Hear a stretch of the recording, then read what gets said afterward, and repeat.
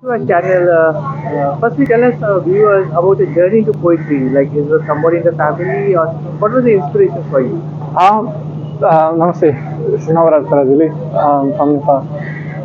Basically, my father, I remember when before we go to bed, my father used to recite old poems.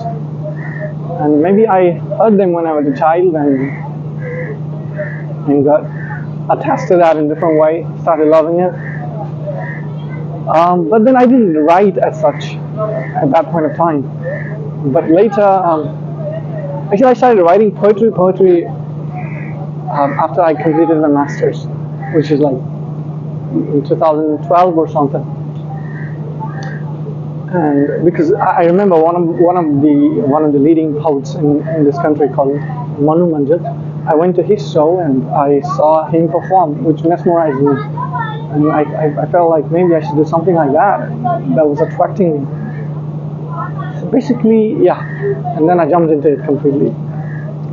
Talking about this slam poetry thing, I think you are the pioneer in this country in starting this whole movement.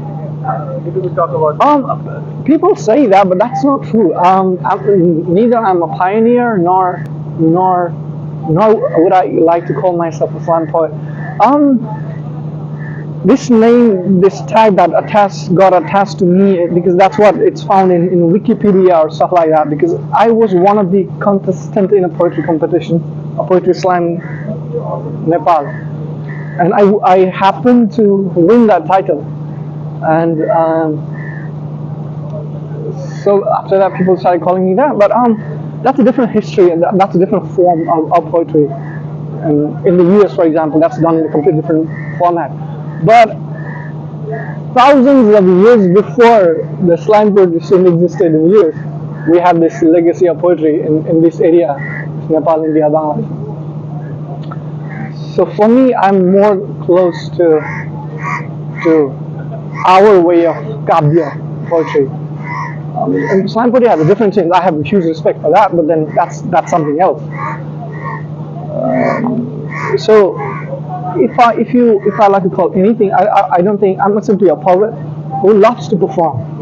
So generally, I would like to call myself a poetry performer, if in that performance side, but not as a slam poet or this poet or that poet. You know, like a poet who feels something and wishes to express himself in words, and the most beautiful way, but he knows.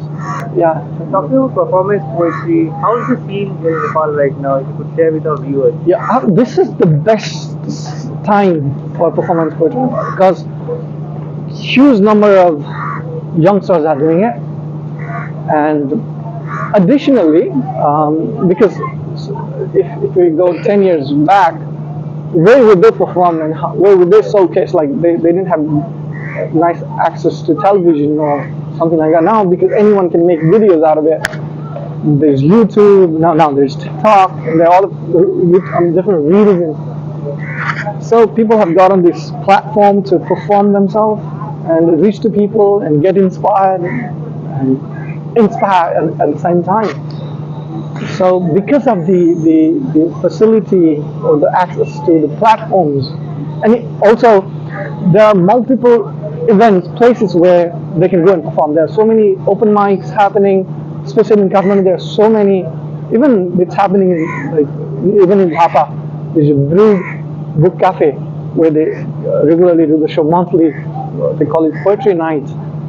So stages like that are open for young poets, and I believe in your writing, you highlight a lot of social issues, women issues of women empowerment. If you could talk, yeah, what's yes, the basic inspiration for you while writing? yeah. Initially, that was true. I would say initially I wrote because then I believed poets are the voice of voiceless.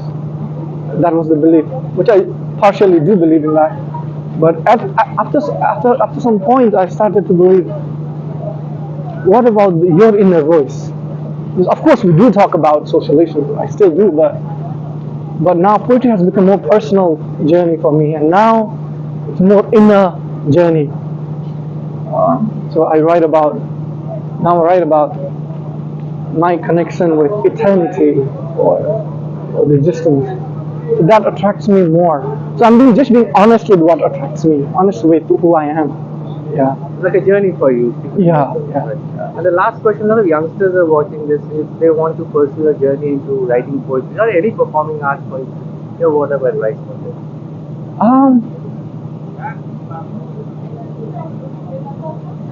I think it's all about being honest. And in terms of words, because I cannot say about all the performing arts, I'm just the audience of that. But as artist myself in the performance poetry, I would say the day we realize that words are living beings, we started treating them like that, and being honest with that, I think that's the transformation or the magic. Thank you for this wonderful. Thank you, sir. Thank you.